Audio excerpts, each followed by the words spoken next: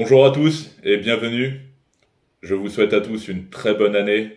Espérons qu'elle soit meilleure que l'année dernière. Pour la chaîne, inchangé, toujours fidèle au plan. Le 2,5 litres, on va l'upgrade avec la techno DTU. Avant que je claque trop de la gueule et que ça me donne soif, je vais prendre les devants. Je viens de manger comme un gros porc. Je vais prendre un petit Dijon. Et oui, je ne bois pas que du café. Un petit Canrock pour la route. Donc du coup, inchangé pour l'année 2023. À l'heure où je vous parle, j'ai reçu tout ce que j'avais à recevoir.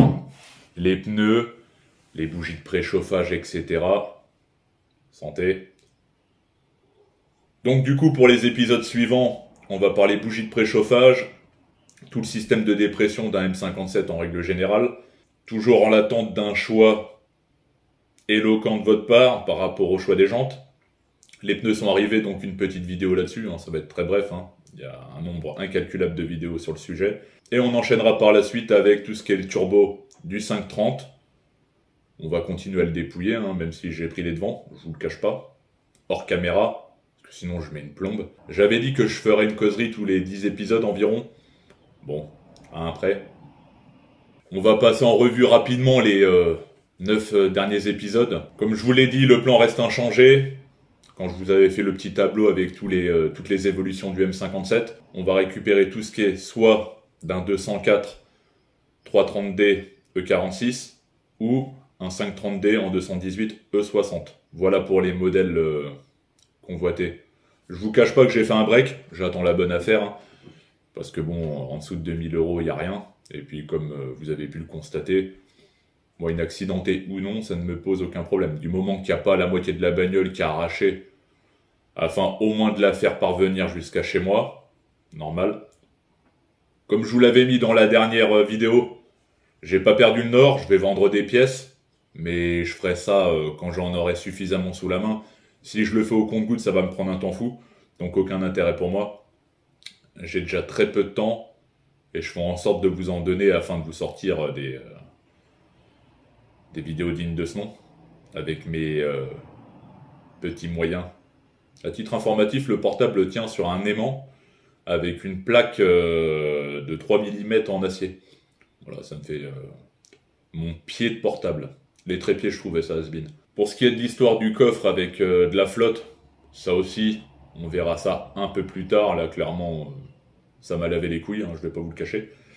Donc, stand-by. Bon, j'espère pour ceux qui me suivent depuis le début, qu'ils auront remarqué que petit à petit, je prends mon aise. Ceux qui me connaissent personnellement savent très bien que je suis complètement cramé du bocal. Et me disent, pourquoi t'es pas comme ça en vidéo? Tout simplement, c'est que j'essaye d'être sérieux dans ce que je fais. Et si je commence à faire le pitre, dès les premières vidéos, on va pas me prendre au sérieux. Donc je préfère que ça aille dans cet ordre-là.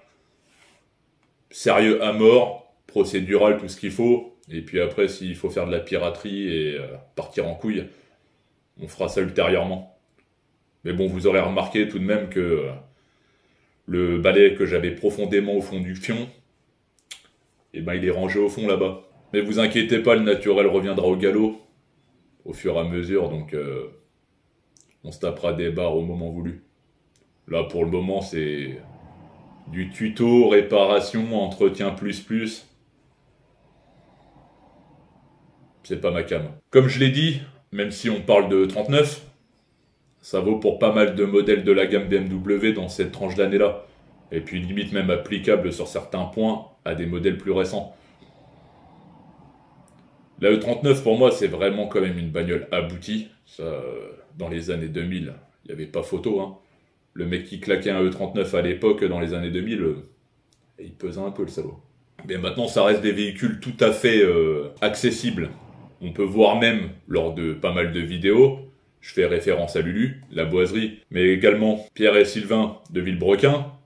La majorité des bagnoles qui sont broyées ou expérimentées, c'est quand même des E39 dans pas mal de cas. D'ailleurs, merci à vous, Lulu, Sylvain et Pierre, pour tout ce qui est les dodanes, les murs en parpaing, à faible vitesse ou à haute vitesse. Merci à vous, ça me permet d'analyser certaines choses sur ce véhicule-là. Il y en a qui regardent ça purement par divertissement. Moi, je m'épose, je zoome limite à savoir où ça a déformé, comment ça s'est passé. Donc, je suis un moitié psychopathe sur les bords, vous inquiétez pas. Mais merci à vous. Et bien sûr, toujours l'objectif de la consommation, dans un premier temps. C'est pour ça qu'on repart d'une feuille blanche. Cobaye 100%. Bon, le projet, on va le mettre un peu au vert. Et on verra. Ce que je n'arrive toujours pas à comprendre, c'est comment en 2022, downsizing, toute la clique là, à faire des petits moteurs, passer à l'élect, tout ça, c'est cool. Hein. Mais pourquoi un Panzer comme ça, avec un gros moteur diesel, il y a 20 ans, consommait 5-6 litres au 100, et on fait des bagnoles maintenant pas plus fiables, loin de là. Et on arrive aux mêmes consommations, quoi. Je trouve ça complètement pété. Donc pour les pros écolos, Paris et les grandes villes ne sont pas la France. Hein, ce ne sont que des grandes villes. Le diesel est pas mort pour ma part et j'espère bien le faire durer le plus longtemps possible. Et de la manière la plus opti également. Vous l'aurez compris, bienveillance sur la chaîne. Tout ce que je fais est purement objectif. Je vous donne les tenants et aboutissants. Je vous vends pas du rêve. Je vous montre des manières de faire, d'exécuter des tâches, faire votre entretien vous-même. Donc tout ça fait que vous ferez des économies. Je sais très bien qu'à chaque fois, je mets les professionnels dans la ligne de mire. Rien contre vous, mais bon, les peu de fois où j'ai eu affaire à des pros, voilà quoi. J'ai toujours eu des choses à redire. Comme je le dis si bien, on n'est jamais mieux servi que par soi-même. J'ai jamais été plus branché que ça, du tuning. Donc même esthétiquement, je vais rester très mesuré. Ou du moins, si je dois faire quelque chose, que ça ait un côté efficace, pas juste être joli. Autant laisser d'origine sinon. Bien sûr, on va arriver à un moment donné où on va commencer à bidouiller des choses, à bouiner. Je tiens à rappeler à tout le monde, du moment que vous changez quelque chose à votre véhicule, si vous avez un pépin sur la route, d'ordre physique, je parle, c'est-à-dire vous fauchez quelqu'un ou il vous arrive un grave accident, sachez que chaque modification que vous aurez apportée à votre véhicule, ça sera pour votre pomme. Quand il n'y a que de la casse de pare-choc, les assurances, ils se disent, bon, c'est 1000, 5000 euros, ça passe. Quand il y a des millions d'euros engagés parce que vous avez fauché quelqu'un sur la route, je vous garantis que le moindre truc qui n'est pas conforme sur votre voiture, ça va sortir de votre poche. Ça, c'est dit. Mais parti de ce raisonnement-là, vu que quoi qu'il arrive, je toucherai à ma bagnole, j'y vais à fond. Voilà mon raisonnement. Après, si vous voulez pas être emmerdé, laissez votre véhicule entièrement d'origine, puis là, vous aurez jamais de soucis. Il vous arrive un pépin, les assurances prendront, etc., etc. Je tenais quand même à le préciser lors de cette vidéo, pour démarrer l'année gaiement. Faut pas l'oublier, il faut que vous ayez ça dans le crâne.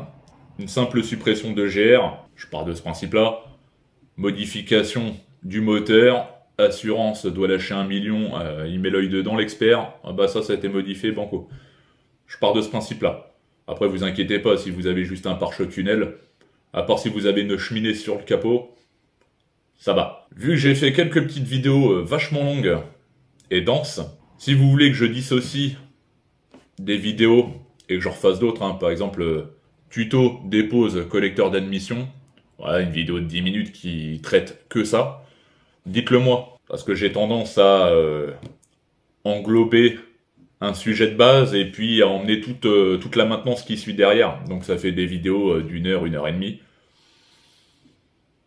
Pour le Webasto, comme un abonné me l'a signalé, le fusible, bon j'ai fait ça en off, juste débrancher le fusible chauffage auxiliaire, et puis voilà.